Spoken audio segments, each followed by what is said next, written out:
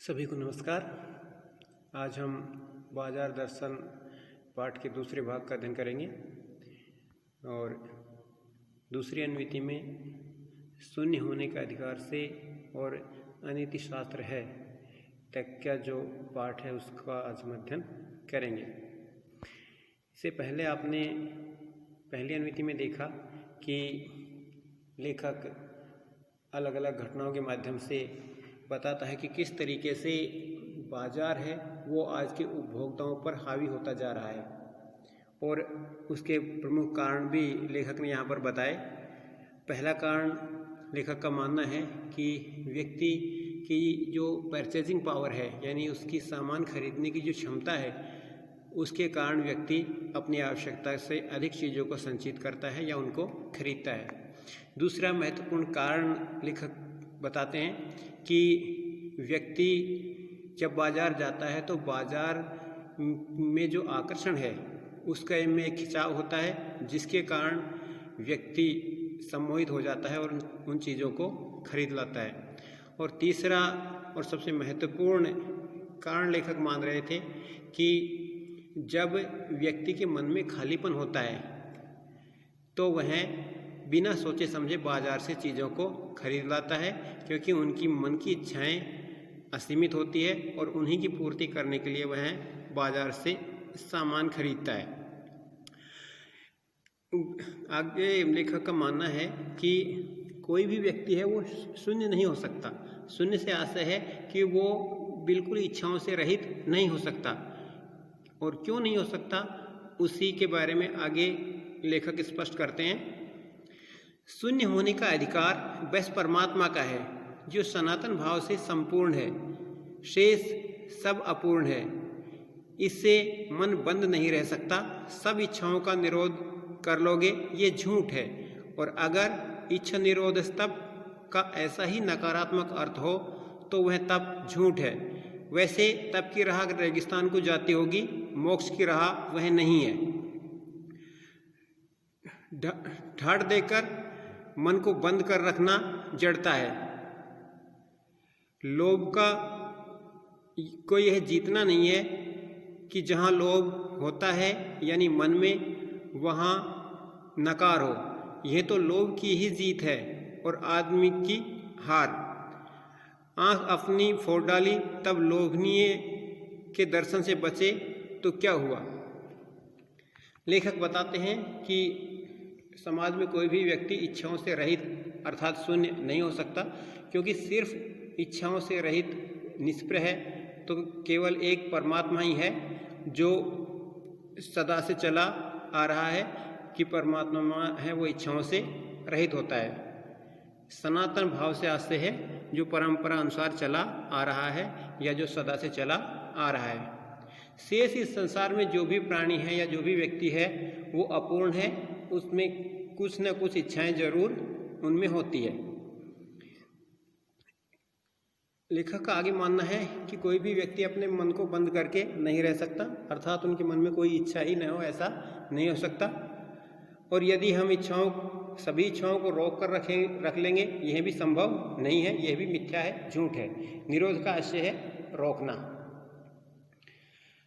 और अगर जैसा कि कुछ लोग मानते हैं कि इच्छाओं को रोकना ही उनका निरोध करना ही तप है, तो लेखक का मानना है कि यह तो एक नकारात्मक भाव है।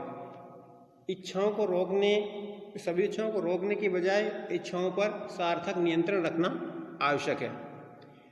जैसे लेखक का मानना है कि यदि तप का जो रास्ता है वो कठिन रेगिस्तान से होकर गुजरता है, लेकिन वह रास्ता कभी भी मोक्ष प्राप्ति का रास्ता नहीं हो सकता। यदि बलपूर्वक हम अपने मन को बंद करके रखना चाहें तो वो एक जड़ता और स्थिरता को जन्म देता है, वो जिसमें गति किसी प्रकार की भी नहीं हो सकती। लोभ का यह जीतना नहीं होता, यह तो लोभ के आप वशीभूत ही होते हैं, बलपूर्वक उसको रोकने की कोशिश करते हैं। यह एक नकारात्मक भाव है और एक तरीके से यदि देखा जाए तो ये लोभ की ही जीत है कि आप चाह कर भी अपने मन में लोभ का जो संवरण है उसको संपूर्ण रूप से त्याग नहीं पा रहे। और ये आदमी की या उपभोक्ता की हार है। यदि व्यक्ति अपनी आँख फोड़ ले और फिर उस लोभ से दूर रहने की कोशिश करे तो फिर ऐसे लोभ के त्याग का कोई फायदा नहीं है। लोभ त्याग की सार्थकता तो तभी है जब उन चीज़ों को आप देखते हुए भी आपके मन में किंचित मात्र भी आकर्षण उन चीज़ों के प्रति उत्पन्न न हो। ऐसे क्या लोभ मिट जाएगा? और कौन कहता है कि आँख फूटने पर रूप दिखना बंद हो जाएगा? क्या आँख बंद करके ही हम सपने नहीं लेते हैं और वे सपने क्या चैन भंग नहीं करते हैं? इससे मन को बंद कर डालने की कोशिश तो अच्छी नहीं है, वह अकार्थ है। यह तो हठ वाला योग है, शायद हठ ही हठ है योग। इससे मन क्रस भले ही हो जाए और पीला और असक्त जैसे विद्वान का ज्ञान, वह मुक्त ऐसे नहीं होता। इससे वह व्यापक की जगह संकीर्ण और विराट की जगह क्षुद्र होता है। इसलिए उसका रोम रोम मूंदकर बंद तो मन को करना नहीं चाहिए। वह मन पूर्ण कब है? हम में पूर्णता होती तो परमात्मा से अभिन्न हम महाशून्य ही न होते। अपूर्ण है, इसी से हम हैं। सच्चा ज्ञान सदा इसी अपूर्णता के बोध को हमें गहरा करता है। सच्चा कर्म सदा इस अपूर्णता की स्वीकृति के साथ होता है। अतः उपाय कोई वही हो सकता है जो बलात् मन को रोकने को न कहे, जो मन को भी इसलिए सुने क्योंकि वह अप्रयोजनीय रूप में हमें नहीं प्राप्त हुआ है। हाँ, मनमानेपन की छूट मन को न हो क्योंकि वह अखिल का अंग है, खुद कुल नहीं है। आगे लेखक अपनी बात को स्पष्ट करते हुए कहते हैं कि यदि कोई व्यक्ति सौंदर्य से दूर होने की कोशिश में, उसके आकर्षण से बचने की कोशिश में अपनी आँखों को ही फोड़ ले, तो इसका अर्थ ये नहीं है कि उनकी मन की इच्छाएं या सौंदर्य के प्रति जो उनका झुकाव है, जो उनका वशीकरण है, वो खत्म हो जाएगा। लेखक बता रहे हैं कि इस तरीके से किसी भी व्यक्ति का लोभ मिट नहीं जाता। आँख फूटने के बाद भी हमें सपने आते हैं और वो सपने हमारे मन को बेचैन कर देते हैं। तो इससे अर्थ ये नहीं कि बलपूर्वक आप अपनी इच्छाओं को रोक लोगे तो वो आपको बेचैन नहीं होने देगी। इस मन को बंद कर डालने की कोशिश तो अच्छी, इस तरह की कोशिश को लेखक है वो अच्छी नहीं मानते और उनका मानना है कि ऐसी कोशिश है वो व्यर्थ है, अकार्थ से आशय व्यर्थ है। यह तो हठ वाला योग है, यानी बलपूर्वक आप अपने आप को रोकने, मन को रोकने की कोशिश करते हैं। स्वाभाविक रूप से मन को रोकना ही सार्थक कहा जा सकता है। बलपूर्वक रोकना आपकी व्याकुलता और बेचैनी को बढ़ाएगा। इससे आपका मन कमजोर भले हो जाए, कृष्ण से आशय होता है कमजोर, पीला और असक्त हो जाएगा। जिस तरह से कुछ विद्वानों का ज्ञान है जो सिर्फ सैद्धांतिक रूप में होता है लेकिन व्यवहारिक रूप में उनके जीवन में उनकी परिणति देखने को नहीं मिलती। इसी तरह वह व्यापक की जगह संकीर्ण और विराट की जगह क्षुद्र होता है। संकीर्ण से आशय है संकुचित और विराट से आशय है विशाल। इसलिए लेखक का मानना है कि हमें रोम रोम मूंदकर बंद तो मन को नहीं करना चाहिए, लेकिन मन की जो इच्छाएं हैं उन पर सार्थक नियंत्रण होना ज़रूरी है। और ये सार्थक नियंत्रण तभी पूर्ण हो सकता है जब वह स्वाभाविक रूप से हो, बलपूर्वक किया हुआ न हो। आगे लेखक का कहना है कि पूर्णता तो हमेशा ईश्वर की में ही होती है और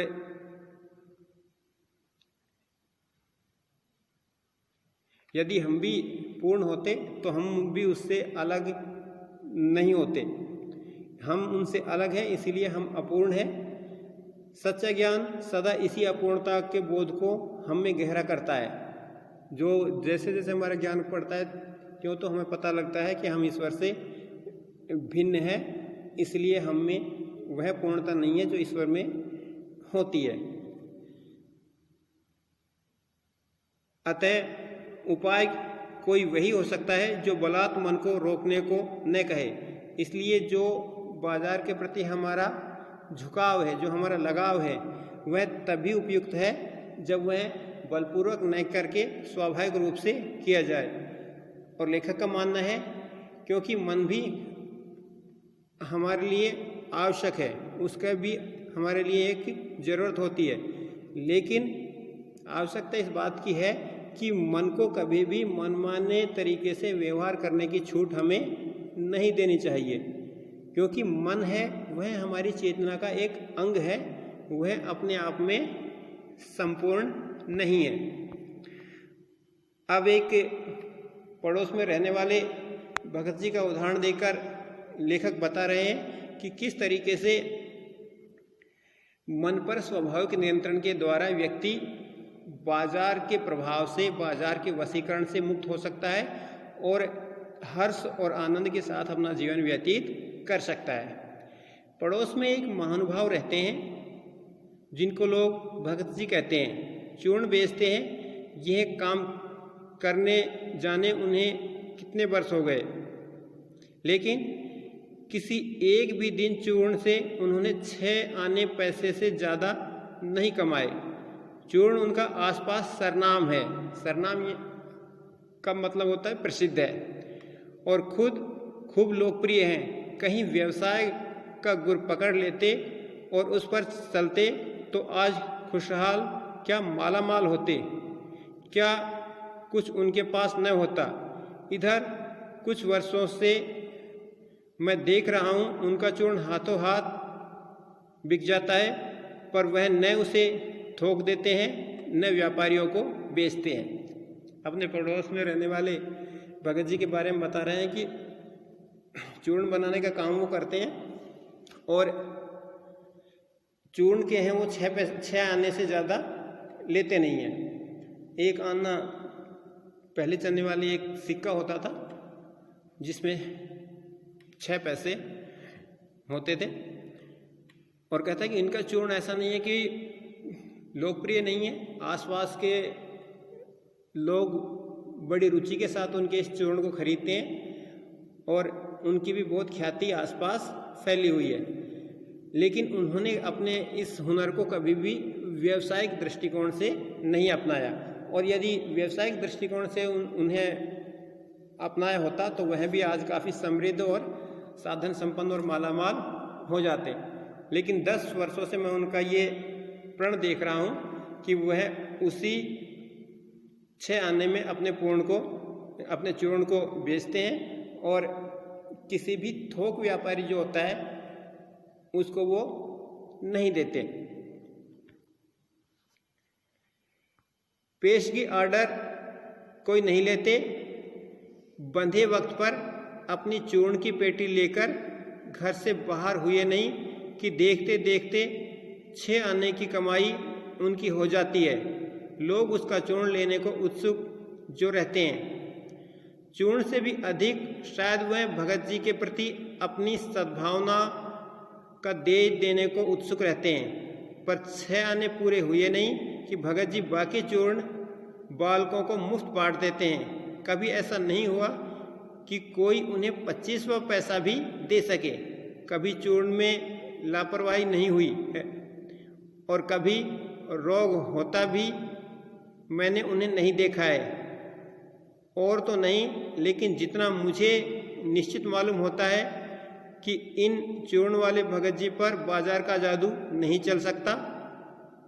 कहीं आप भूल न कर बैठिएगा, इन पंक्तियों को लिखने वाला मैं चूर्ण नहीं बेचता हूँ, जी नहीं। ऐसी हल्की बात भी न सोचिएगा, नहीं यह समझिएगा कि लेख के किसी भी मान्य पाठक से उस चूर्ण वाले को श्रेष्ठ बताने की मैं हिम्मत कर रहा हूँ।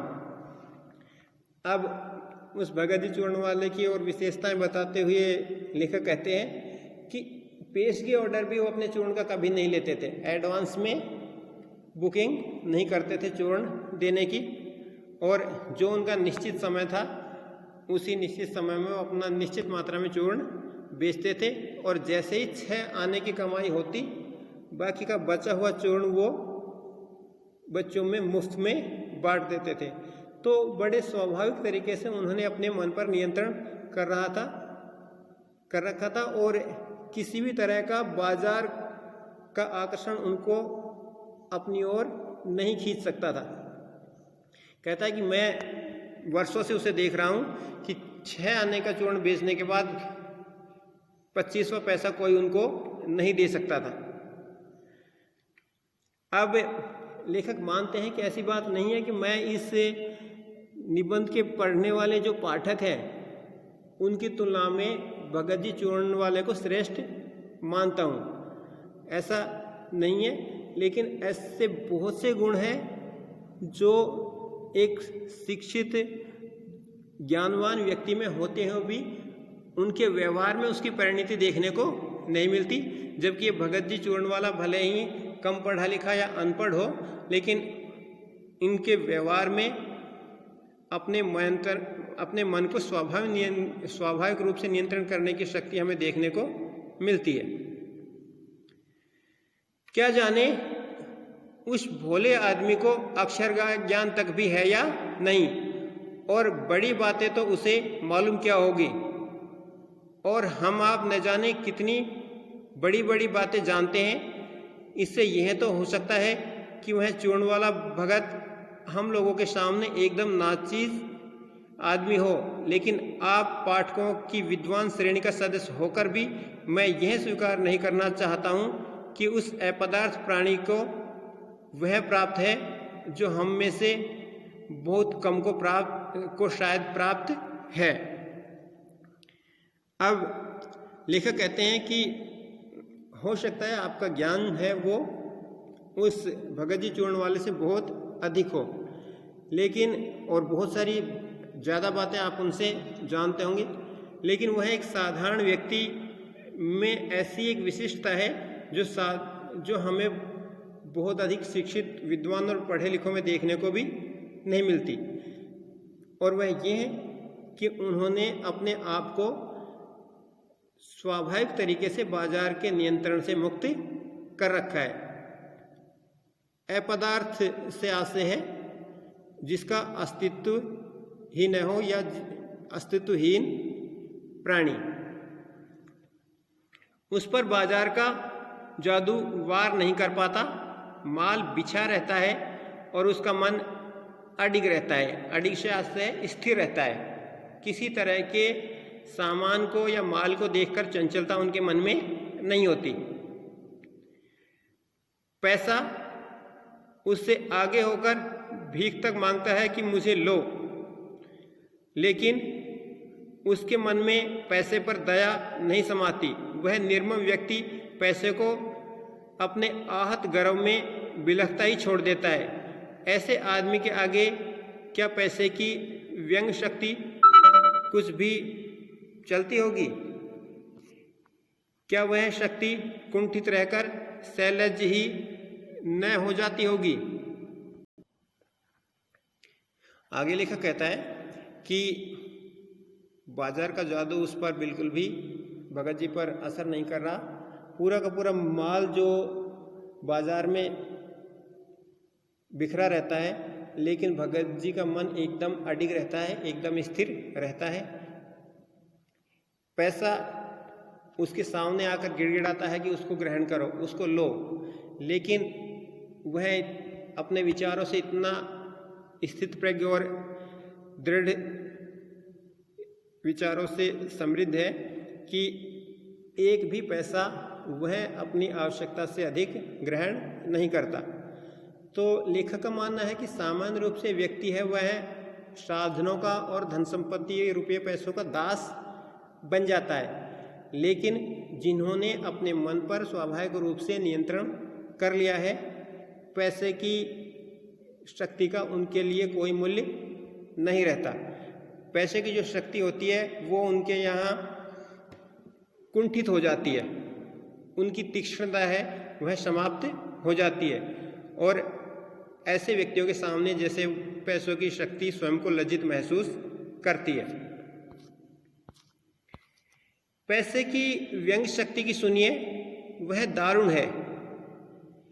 मैं पैदल चल रहा हूँ कि पास ही धूल उड़ाती निकल गई मोटर। वह क्या निकली, मेरे कलेजे को कौनती एक कठिन व्यंग की लीक ही आर से पार हो गई, जैसे किसी ने आंखों में उंगली देकर दिखा दिया हो कि देखो, उसका नाम है मोटर और तुम उससे वंचित हो। यह मुझे अपनी ऐसी विडंबना मालूम होती है कि बस पूछिए नहीं। मैं सोचने को हो आता हूँ कि हाय, यही माँ बाप रह गए थे जिनके यहाँ मैं जन्म लेने को था। क्यों न मैं मोटर वालों के यहाँ हुआ। यह व्यंग में, उस व्यंग में इतनी शक्ति है कि जरा में मुझे अपने सगों के प्रति कृतज्ञ कर सकती है। पैसे की व्यंग शक्ति एक साधारण मनुष्य पर बहुत गहरा प्रभाव डालती है और इतना गहरा प्रभाव डालती है कि उसके प्रभाव में आकर हम अपने सगे संबंधी, इष्ट मित्र, माता पिता की उपेक्षा करने को तत्पर हो जाते हैं। इसी क्रम में लेखक का मानना है कि पैसे की जो व्यंग शक्ति है वह बहुत ही कष्टदायक है, वह बहुत ही पीड़ादायक है। दारुण का होता है पीड़ा पहुंचाने वाली। अब एक उदाहरण देकर लेखक कह रहा है कि जब हम पैदल किसी सड़क से निकल रहे हैं और तेजी से कोई मोटर कार हमारे पास से गुजरती है और धूल उड़ाती वह निकल जाती है, तो हम सोचते हैं कि हम भी किसी ऐसे परिवार में जन्म क्यों नहीं लिया हमने जिसमें साधन संपन्नता हो, जिसमें मोटर गाड़ी हो, जिसमें हर तरह की सुख सुविधाएं मौजूद हो।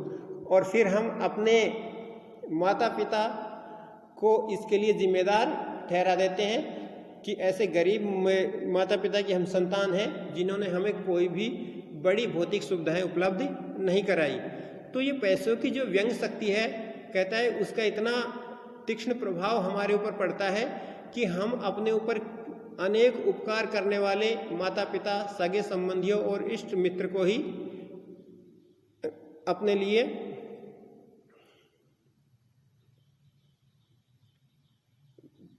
अपने ऊपर किए हुए किसी भी उपकार को हम भूल जाते हैं। कृतज्ञ जो शब्द है उसका अर्थ है अपने ऊपर किए हुए उपकार को न मानने वाला, अर्थात बहुत सारे उपकार जो हमारे माता पिता हम पर करते हैं उस रुपये पैसों की उस शक्ति को देखकर हम उनके सारे उपकारों को एक क्षण के लिए भुला देते हैं। लेकिन क्या लोक वैभव की यह शक्ति, व्यंग शक्ति, उस चूर्ण वाले अकिंचित कर मनुष्य के आगे चूर चूर होकर ही नहीं रह जाती? चूर चूर क्यों, कहो पानी पानी। तो वह क्या बल है जो इस तीखे व्यंग के आगे ही अजय ही नहीं रहता, बल्कि मानो उस व्यंग की क्रूरता को भी पिघला देता है। उस बल को नाम जो दो, पर वह निश्चय उस तल की वस्तु नहीं है जहाँ पर संसारी वैभव फलता फूलता है। वह कुछ अपर जाति का तत्व है। लोग स्पिरिचुअल कहते हैं, आत्मिक, धार्मिक, नैतिक कहते हैं। मुझे योग्यता नहीं कि मैं उन शब्दों में अंतर देखूं और प्रतिपादन करूं। मुझे शब्द से सरोकार नहीं है। मैं विद्वान नहीं कि शब्दों पर अटकूं, लेकिन इतना तो है कि जहाँ तृष्णा है, बटोर रखने की स्पृहा है, वहाँ उस बल का बीज नहीं है। आगे लेखक कहता है कि बहुत ही विचित्र बात है कि संसार के जो सुख और वैभव है उसकी शक्ति उस भगत जी जो चूर्ण वाले हैं उनके सामने बिल्कुल कमज़ोर पड़ जाती है। यह बहुत ही असमंजस की बात है। अकिंचित कर का आशय है असमंजस। और चूर चूर ही नहीं हो जाती, वह अपने आप को बहुत ही अपमानित महसूस करती है और पानी पानी हो जाती है। अब कवि लेखक कहता है कि वह कौन सा बल है जिसके कारण यह पैसों की जो व्यंग शक्ति है वो साधारण मनुष्य पर बहुत ही अधिक प्रभाव डालती है, लेकिन भगत जी जैसे चूर्ण वालों के सामने स्वयं पिघल जाती है। तो लेखक कहता है कि इसको ये जो भी शक्ति है वो इस भौतिकतावादी जो संसार है उससे परे की चीज़ है। हम उसको अलग अलग नामों से जानते हैं। कुछ लोग उसको स्पिरिचुअल या आध्यात्मिक शक्ति मानते हैं, कुछ लोग आत्मिक शक्ति मानते हैं, कुछ लोग धार्मिक या नैतिक, कुछ अलग अलग नाम दे दिए जाएं, लेकिन उसका संबंध इस भौतिकतावादी संसार से नहीं है। वह इससे परे की चीज़ है और वह अनुभूति की चीज़ है।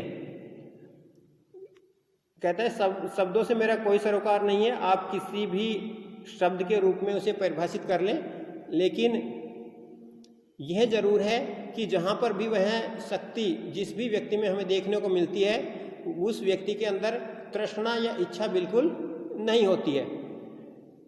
चीज़ों को संग्रहित करके बटोरना का से इकट्ठा करना या संग्रहित करना, और इस प्रकार का आशय होता है इच्छा। चीज़ों को अधिक से अधिक संचित करने या बटोर कर रखने की भी इच्छा उनकी नहीं होती।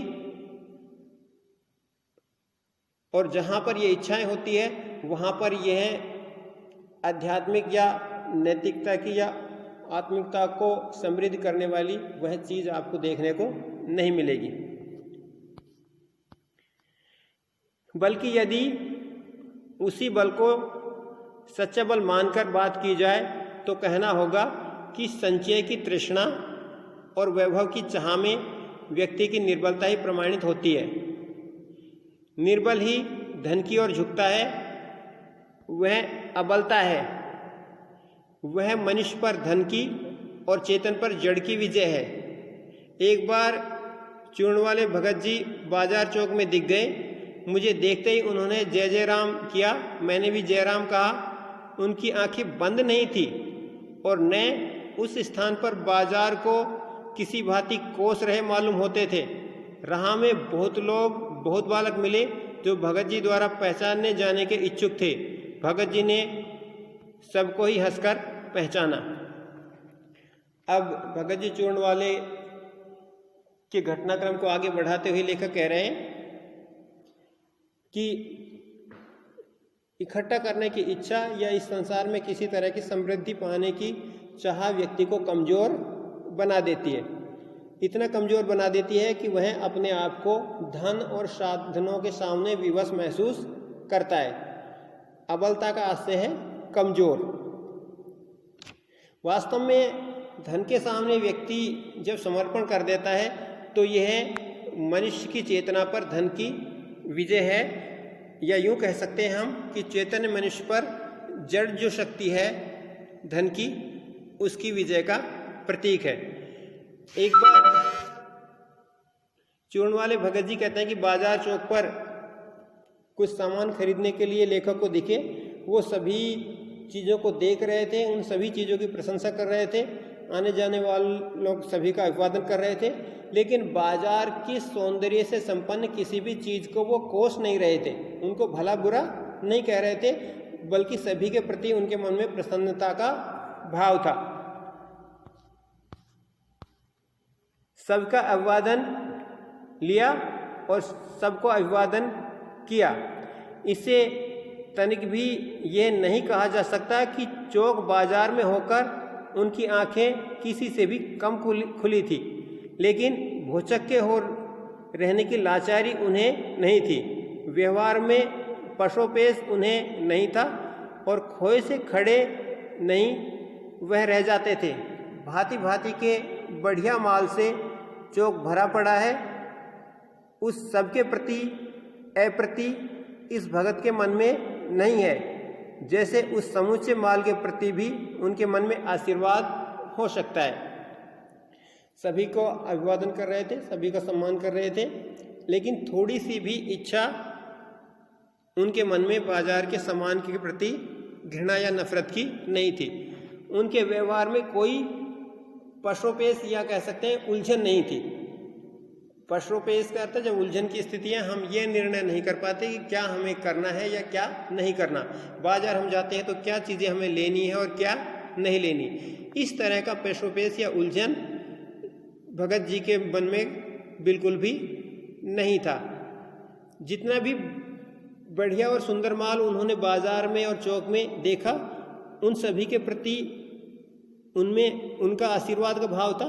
किसी के प्रति भी उनके मन में घृणा या नफरत की भावना नहीं थी।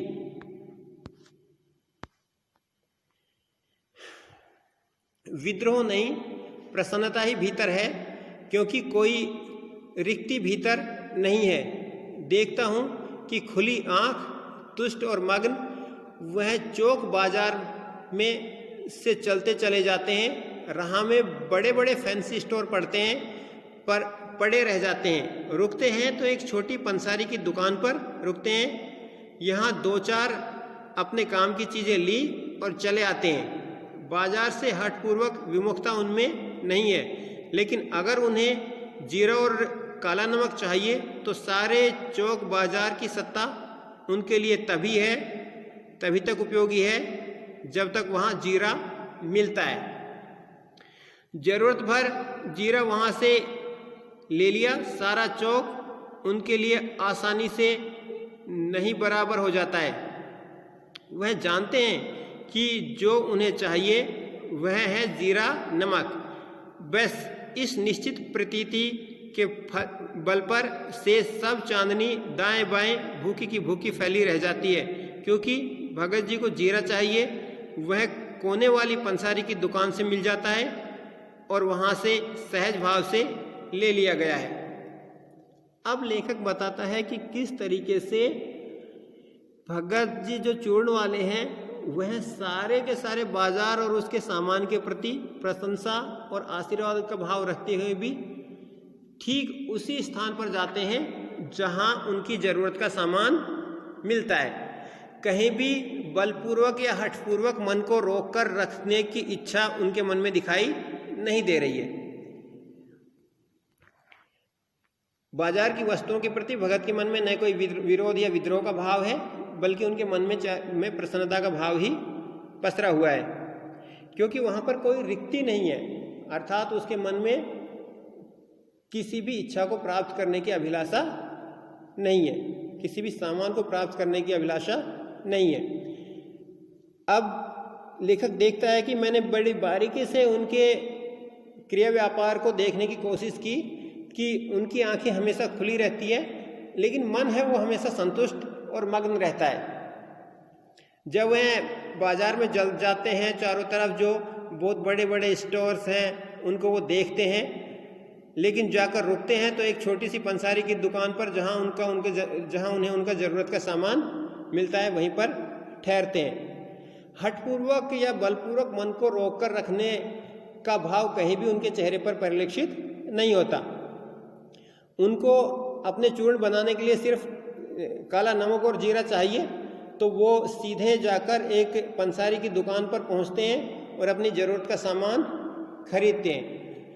तो इस प्रकार लेखक का मानना है कि ऐसे जो व्यक्ति होते हैं भगत जैसे, वही बाजार को वास्तव में सार्थकता प्रदान करते हैं। उनको पता है कि बाजार में किस दुकान से जाकर और कौन सा सामान लेना है, वहीं तक उनकी आवश्यकताएं सीमित होती है। ऐसे लोगों को कभी भी बाजार का जो सौंदर्य है, बाजार का जो आकर्षण है, वह कभी भी अपने वश में नहीं कर सकता है, और ऐसे व्यक्ति ही वास्तव में बाजार को सार्थकता प्रदान करते हैं। इससे आगे आसपास अगर चांदनी बिछी रहती है तो बड़ी खुशी से बिछी रहे। भगत जी उस बेचारी का कल्याण ही चाहते हैं। जहां मुझे ज्ञात होता है कि बाजार को सार्थकता भी वही मनुष्य देता है जो जानता है कि वह क्या चाहता है, और जो नहीं जानते हैं कि वह क्या चाहते हैं, अपनी परचेजिंग पावर के गर्व में अपने पैसे से केवल विनाशक शक्ति, शैतानी शक्ति, व्यंग की शक्ति ही बाजार को देते हैं। न तो वे बाजार से लाभ उठा सकते हैं और न उस बाजार को सच्चा लाभ दे सकते हैं। वे लोग बाजार का बाजारूपन बढ़ाते हैं, जिसका मतलब है कि कपट बढ़ाते हैं। अब कहते हैं कि बाजार से सिर्फ भगत जी 2 चीज़ें खरीद के लाते हैं, जीरा और काला नमक, लेकिन जो भी चीज़ें वो बाजार में देखते हैं बड़े बड़े फैंसी स्टोर पर, उन सब के प्रति उनके मन में कहीं भी निरादर घृणा या ईर्ष्या का भाव नहीं होता। जो चांदनी का सौंदर्य चारों तरफ सामानों के रूप में बिखरा पड़ा है उसको वो खुशी खुशी निहारते हैं और उनकी प्रशंसा ही करते हैं। हमेशा उनके मन उन सभी सामान के प्रति भी उनके मन में कल्याण की भावना ही होती है। इसीलिए ऐसे व्यक्ति बाजार को सार्थकता देते हैं। शेष जो व्यक्ति हैं जो बाजार के नियंत्रण में होते हैं, इच्छाओं के दास होते हैं, वे अपनी परचेजिंग पावर के कारण बाजार से अवांछित वस्तुएं ही खरीदते हैं और इस तरीके से वो बाजार को एक सार्थकता देने के बजाय बाजार का बाजारूपन ही बढ़ाते हैं, जिसका से बाजारूपन से आशय है कि दिखावे के लिए बाजार का उपयोग करना। हमें बाजार इसलिए जाना चाहिए कि वो हमारी ज़रूरत के सामान की आपूर्ति कर पाएँ, लेकिन गैर ज़रूरी चीज़ें बाजार से जाकर खरीदने पर बाजार का जो बाजारूपन है वह बढ़ता है, जिसमें हम अपनी ज़रूरत के हिसाब से चीज़ें न खरीद कर सिर्फ दिखावे के लिए ही चीज़ों को खरीदते हैं। कपट की बढ़ती का अर्थ परस्पर में सद्भाव की घटी। अब कहता है कि जब हम बाजार का बाजारूपन बढ़ाएंगे तो इससे संपूर्ण समाज को या हमारी जो सभ्यता को किस तरीके का नुकसान देखने को मिलता है उसके बारे में लेखक बता रहे हैं कि जैसे जैसे बाजार का ये बाजारूपन, उपभोक्तावाद की ये प्रवृत्ति बढ़ती जाएगी, वैसे वैसे हमारे आपसी जो पारस्परिक संबंध है उसमें सद्भावना, उसमें जो अच्छी भावना है वो उसी अनुपात में कम होती चली जाएगी। हम सिर्फ अपने स्वार्थ के वशीभूत ही अपने बारे में सोचने लगते हैं। परोपकार या दूसरों के हित की भावना बाजारू प्रवृत्ति के बढ़ने के कारण कम होती चली जाती है और तृष्णा और ईर्ष्या उसका स्थान ले लेती है। इस सद्भाव के हाथ पर आदमी आपस में भाई भाई और सुहृदय और पड़ोसी फिर रह ही नहीं जाते हैं और आपस में कोरे ग्राहक और बेचक की तरह व्यवहार करते हैं, मानो दोनों एक दूसरे को ठगने की घात में हो। एक की हानि में दूसरे को अपना लाभ दिखता है और यह बाजार का बल्कि इतिहास का सत्य माना जाता है। ऐसे बाजार को बीच में लेकर लोगों में आवश्यकताओं का आदान प्रदान नहीं होता बल्कि शोषण होने लगता है। तब कपट सफल होता है, निष्कपट शिकार होता है। ऐसे बाजार मानवता के लिए विडंबना है और जो ऐसे बाजार का पोषण करता है, जो उसका शास्त्र बना हुआ है, वह अर्थशास्त्र सरासर औंधा है।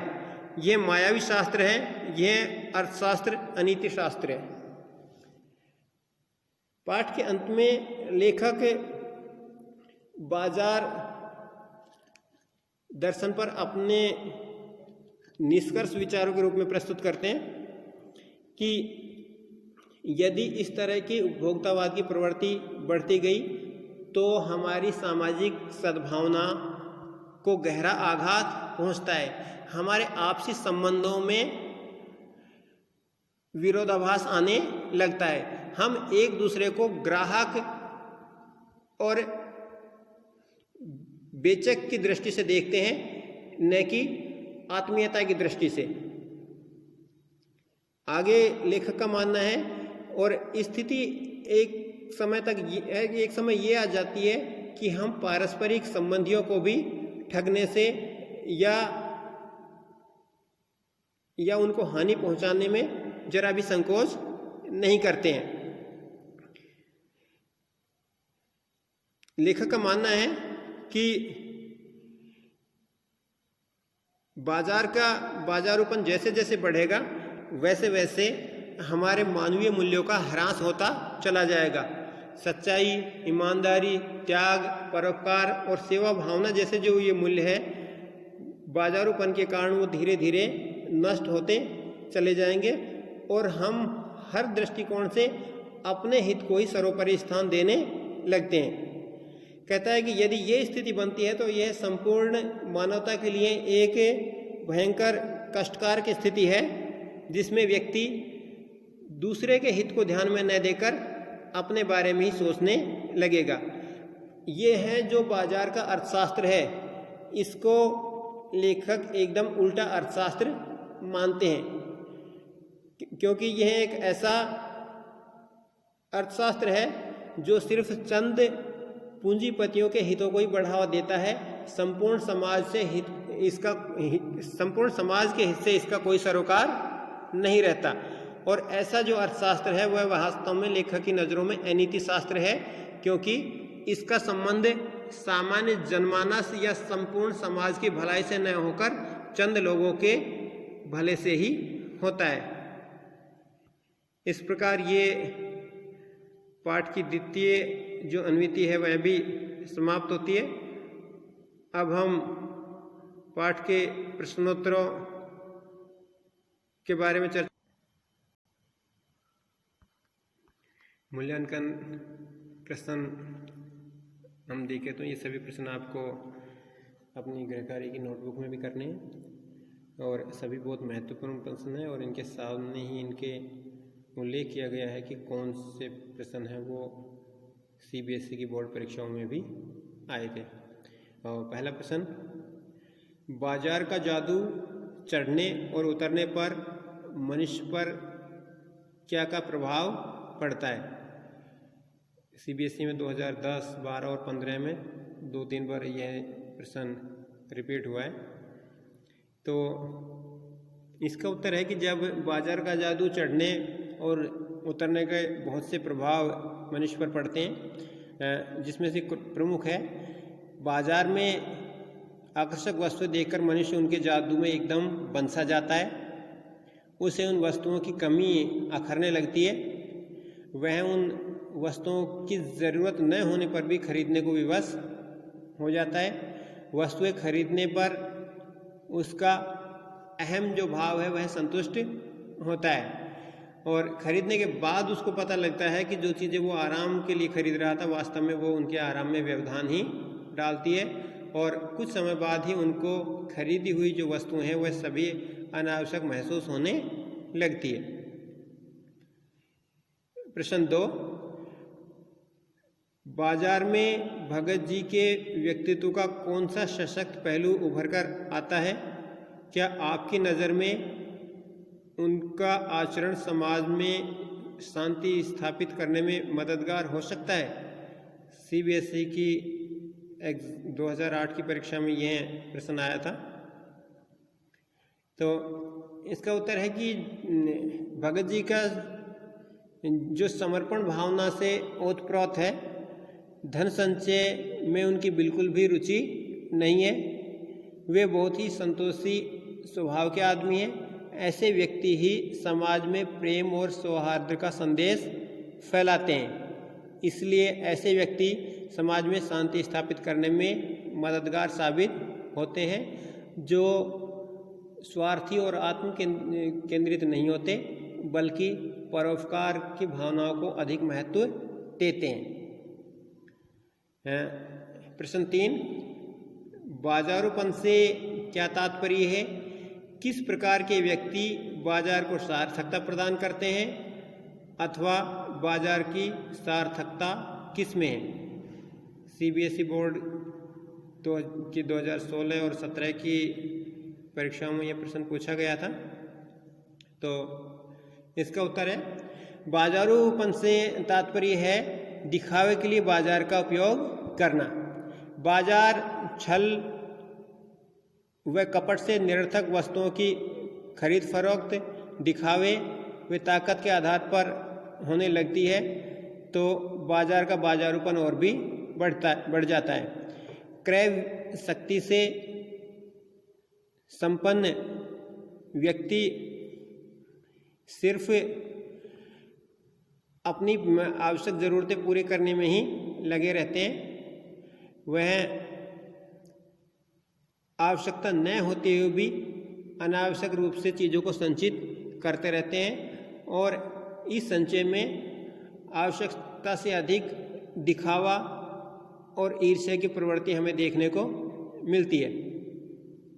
आवश्यकता के बारे में जो निश्चित होते हैं, जिन्हें पता है कि बाजार वह किस प्रयोजन से जा रहे हैं और उसी के अनुरूप वे चीज़ें बाजार से लेकर आते हैं। ऐसे व्यक्ति बाजार को सार्थकता प्रदान करते हैं। बाजार का कार्य मनुष्य की आवश्यकताओं की पूर्ति करना है, न कि मनुष्य के अहम या उसके अभिमान को पूरा करने के लिए अनावश्यक रूप से व्यक्तियों का क्रय करना।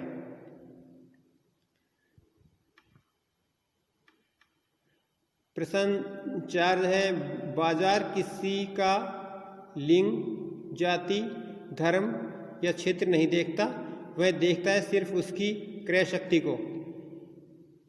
इसी रूप में वह एक प्रकार से सामाजिक समता की भी रचना कर रहा है। क्या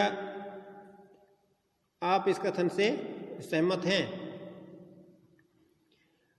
यह बात बिल्कुल सत्य है कि बाजारवाद ने कभी किसी को लिंग, जाति, धर्म या क्षेत्र के आधार पर नहीं देखा। उसने केवल व्यक्ति को उसकी क्रय शक्ति के अनुसार ही देखा है, अर्थात व्यक्ति में सामान को खरीदने की कितनी क्षमता है। जो व्यक्ति सामान खरीद सकता है वह बाजार में सर्वश्रेष्ठ है। कहने का आशय यही है कि उपभोक्तावादी संस्कृति ने सामाजिक समता स्थापित की है और यही समाज का बाजारवाद है।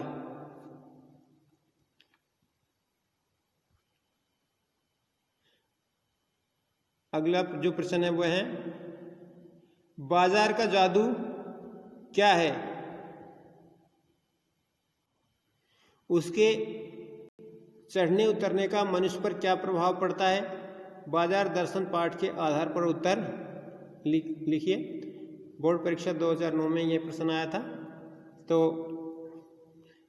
उत्तर होगा, बाजार की चमक दमक व उसके आकर्षण में फंसकर व्यक्ति खरीदारी करता है, तो यही बाजार का जादू है। बाजार का जादू मनुष्य पर तभी चलता है जब उसके पास धन होता है तथा वस्तुएं खरीदने की निर्णय क्षमता नहीं होती। वह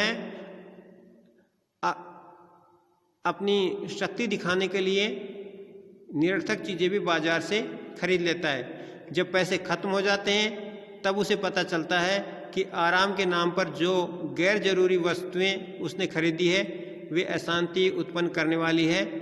वह झल्लाता है, परंतु उसका अभिमान उसे तुष्ट करता है, अर्थात उसे संतुष्टि देता है। प्रश्न 6, बाजार दर्शन पाठ के आधार पर पैसे की व्यंग शक्ति कथन को स्पष्ट कीजिए। और बोर्ड परीक्षाओं में 2 बार लगातार 2015 और 2016 में यह प्रश्न आया हुआ है। इसका उत्तर होगा कि लेखक बताता है कि पैसे में व्यंग शक्ति होती है। यदि कोई समर्थ व्यक्ति दूसरे के सामने किसी महंगी वस्तु को खरीदे तो दूसरा व्यक्ति स्वयं को हीन महसूस करता है। पैदल या दोपहिया वाहन चालक के पास से धूल उड़ाती कार चली जाए तो वह परेशान हो उठता है, वह स्वयं को कोसने लगता है और वह भी कार खरीदने के पीछे लग जाता है। इसी कारण बाजार में मांग है वो बढ़ती है और यही पैसे की व्यंग शक्ति है। प्रश्न 7, खाली मन तथा भरी जेब से लेखक का क्या आशय है?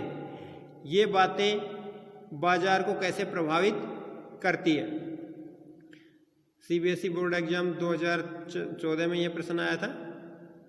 तो इसका उत्तर होगा कि खाली मन तथा जेब भरी होने से लेखक का आशय है कि मन में किसी निश्चित वस्तु को खरीदने की निर्णय शक्ति का न होना या अपनी ज़रूरतों के बारे में ठीक से व्यक्ति को ज्ञात न होना, मनुष्य के पास धन होना, ऐसे व्यक्तियों पर बाजार अपने चमक दमक से कब्जा कर लेता है। और जब वो बाजार जाते हैं तो इस बात का निर्णय नहीं कर पाते कि किन चीज़ों को उनको खरीदना है और किन को नहीं, और वह अनावश्यक रूप से बहुत सारी गैर जरूरी चीज़ें या सामान बाजार से खरीद लाते हैं।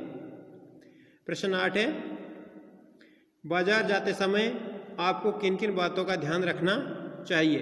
बाजार दर्शन पाठ के आधार पर उत्तर कीजिए। और यह भी CBSE 2014 में आया हुआ प्रश्न है। तो बाज़ार जब हम जाते हैं तो हमें कुछ बातों का ध्यान रखना चाहिए। इनमें है कि सबसे पहले हमें ज़रूरत के सामान की एक सूची बनानी चाहिए। हमें कभी भी बाज़ार जाकर बाज़ार की चकाचौंध देखकर उसके आकर्षण में नहीं फंसना चाहिए।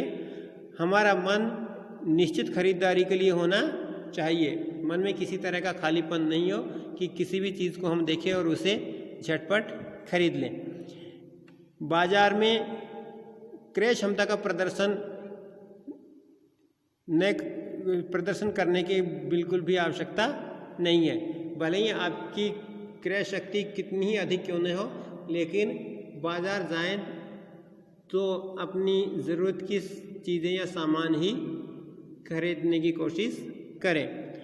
बाज़ार में असंतोष व हीन भावना से हमें दूर रहना चाहिए। किसी के पास चाहे कितनी भी बेहतरीन और सुंदर चीज़ें हों, लेकिन हमें उन्हें देखकर ईर्ष्यावश उन चीज़ों को खरीदने की कोशिश नहीं करनी चाहिए। तो ये सभी प्रश्नोत्तर आपको अपनी नोटबुक में करने हैं। आज का पाठ यही समाप्त होता है। धन्यवाद।